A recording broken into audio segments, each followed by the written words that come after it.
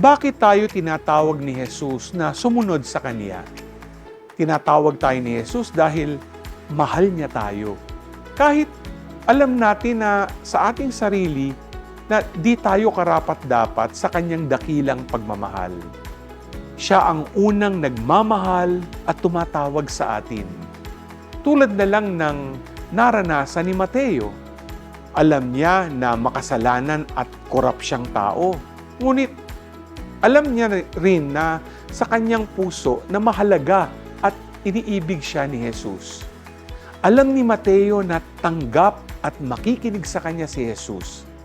Alam niya na kay Jesus mararanasan niya ang kapayapaan na hinahanap ng kanyang kalooban. Mga ka-G, gusto mo rin bang maranasan at ang naranasan ni Mateo kay Jesus? Kung oo, sumunod ka kay Jesus. G ka ba?